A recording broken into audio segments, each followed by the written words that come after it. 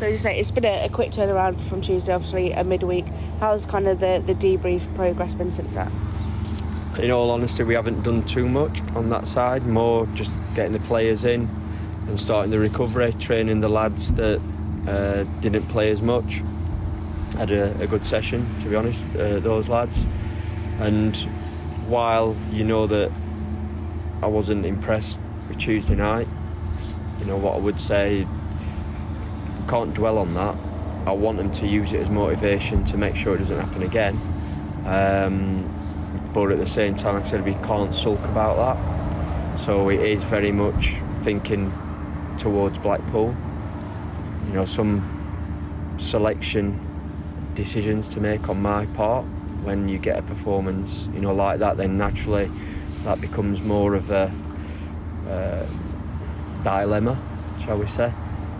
And that's kind of probably where we're at. I think because it's Thursday afternoon, we'll have a bit more conversation and then decide the best way forward, or what we feel is, and then we'll go through that with the players tomorrow. We'll talk about that selection. I'll kind of go through some of the injuries. Obviously, Marco, firstly, how's he? Is he any better than he was? Genuinely, and this isn't me playing any sort of games, with Marco, there's some swelling around his neural nerve, and it's one of those where he could literally be okay tomorrow and then not okay Saturday, vice versa, and same for like longer periods. So it's a really difficult one, and one where I think we're going to have to be kind of open-minded and just prepared to be with him or without him. Not ideal, as you can imagine, but that's the situation as it is.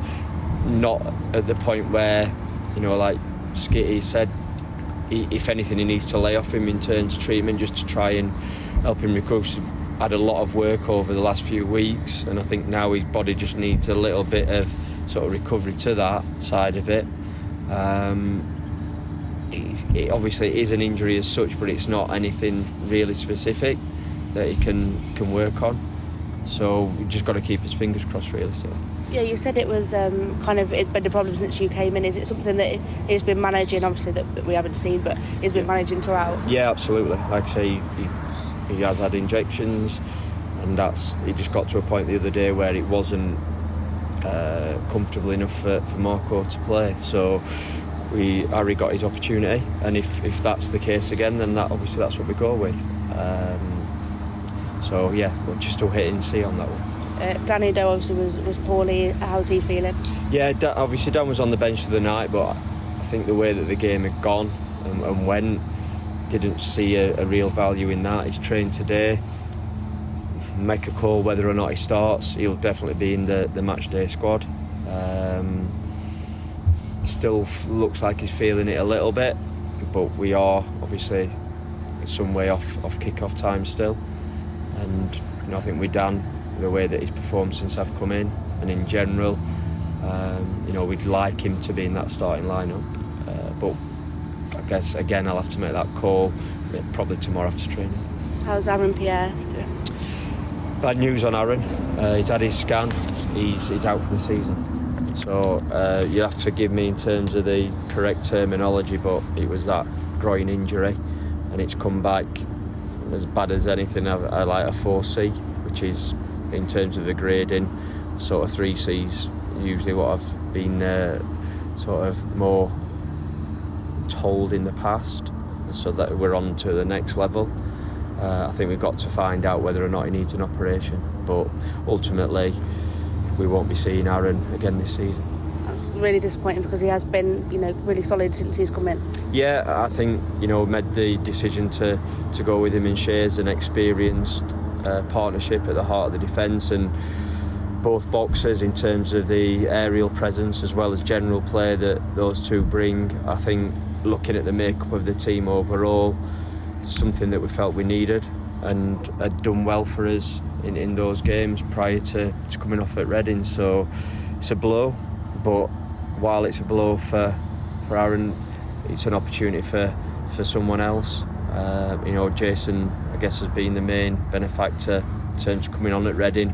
Played a different position the other day, But yeah, as I've said before, squad members have to be ready to step up, and certainly that's a case where your words are proved true. Do you see that altering kind of your defensive approach to games, maybe your formation? It's something, again, that we're considering. Genuinely no definitive decisions being made on that. I know we spoke about when it first came in about a back four was a preference. That's what we've gone with today. Even before Aaron getting injured, we had discussed a three as well. So it's just what feels best for the group and where they're at. So we'll see on that, but that is something that we are looking at. Forgive me if this obviously can't go out and we can cut it out, but Mel Benning, hoping to see him back on Saturday? Yes, we're expecting Mel to. He hasn't trained today, but we're expecting him back in tomorrow and to be available for us, yeah.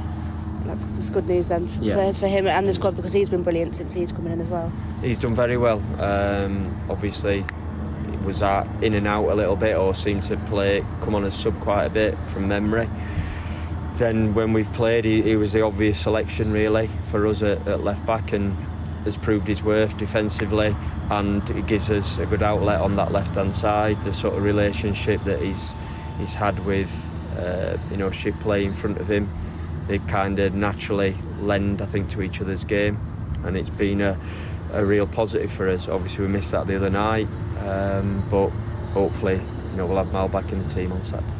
Obviously you won't want to rush Tom Flanagan, but could this see him maybe come into the fold sooner rather than later? I still think it's probably a little bit too soon, in truth, although he trained today, and again every training session he does, he's obviously getting stronger and fitter. But I think what I would say in terms of Flano, with his experience, I think there's an element you can get yourself through certain situations and parts of the game just by using that knowledge. So potentially, but I'd probably say a little bit too early, whereas I think another week's training, then we're probably at a different stage for him. Barring how you felt after Tuesday night, you've been complimentary with positive performances. I don't know how to word this, but with looking to get results, is there a way to win maybe that you wouldn't be as happy with the performance, but to get an ugly win, as they call it? Yeah, I think Reading's second half, not ugly, but we went down a different route in terms of, felt that the team was stretched on a big pitch, and I think that they wanted us to kind of press. So when we sat off them, while we gave up possession, I don't think they created too much. I think Marco probably made 2 saves of any real note, and still carried a little bit of a threat in terms of the counter-attack. So that's, again, there's always things that we can look at. Don't want to throw everything out, because I think we've done pretty well in the 6 games prior to Tuesday night. But I think you do have to be adaptable, and respectfully to ourselves, we're not the best team in the league. That's blatantly obvious, that the table says that. So I think we have to be respectful and think, is there a different way to set up, potentially? Again, depending what we're coming up against.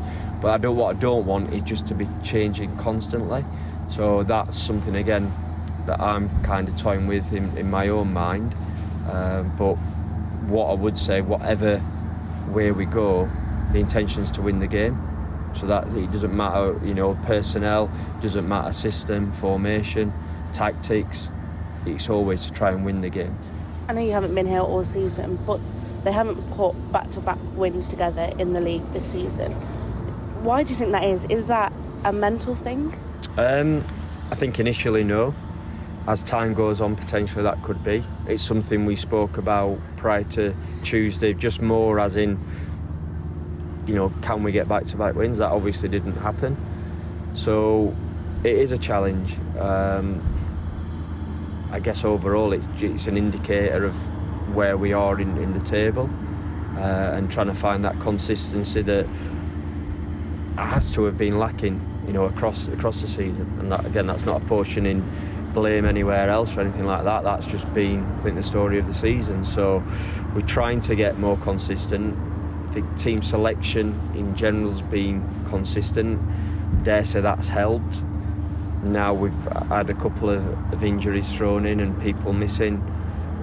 that made that not an option on Tuesday night, and potentially moving forward, like I said, trying to find what I feel is the best way to move forward and try to have some kind of consistency within that, whether it's just changing one, whether it's changing formation, we'll see.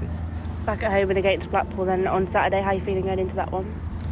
I think it's a game that you want to come because you want to try and erase Tuesday night. So, and again, I would take an ugly win and I would take a poorer performance and win. Stood here right now, but a big part of me just wants to see a better performance. And in terms of, I didn't like what I saw. I don't want that to be something that certainly becomes the norm or we become associated with. For me, as manager, Chris as assistant, the rest of the staff, the players, I don't want that to be labelled at them. So the first opportunity to change that and make sure we're talking more about a one-off, certainly in terms of performance level, is Saturday. And that's why it's so important that we, produce a much better performance. Thank you very much. Thank you.